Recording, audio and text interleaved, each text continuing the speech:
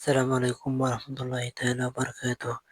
Everyone, আপনারা সকলে কেমন আছেন? আশা করি সকলে মহান আল্লাহ তাআলার অশেষ রহমতে ভালো আছেন, সুস্থ আছেন, নিরাপদে আছেন। আজকে আপনাদের মাঝে আমি আরো একটি নতুন ভিডিও নিয়ে আসলাম। স্ক্রিনে যে মেডিসিনটি দেখতে পাচ্ছেন, ড্রাগ ইন্টারন্যাশনাল কোম্পানির একটি ওষুধ ফিরোজি সিআই।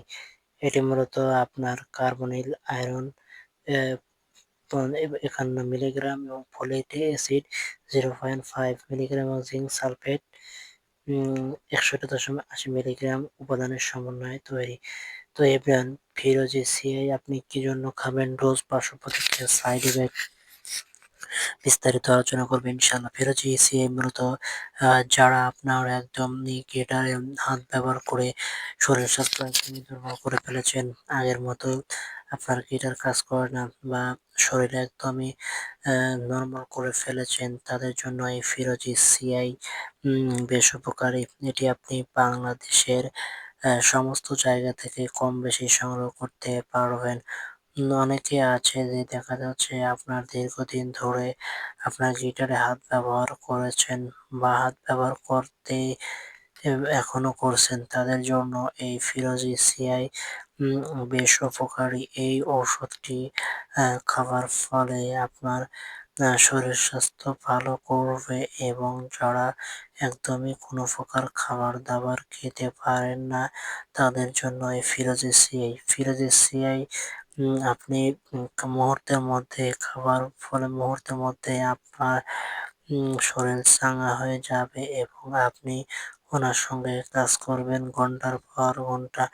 অনেকেই আছে যে দেখা যাচ্ছে গিটারে হাত ব্যবহার করার ফলে এখন শরীরে আর আগের মতো আহ, শক্তি পান না বা খাবার প্রতি অনীহা, তাদের জন্য এই ফিরোজি।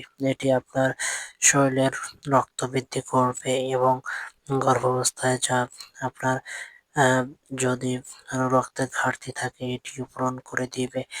এবার আসি ডোজ, পার্শ্ব প্রতিক্রিয়া, সাইড ইফেক্ট। প্রথম অবস্থায় আপনাকে অবশ্যই একজন ডাক্তারের শরণাপন্ন হতে হবে এবং ডাক্তার আপনাকে যেভাবে ওষুধটি সাজেস্ট করবে ঠিক সেইভাবে এই সমস্ত ওষুধ আপনাকে সেবন করতে হবে এবং এটি গর্ভাবস্থা এবং স্তন্যদানকালেও খেতে পারবে।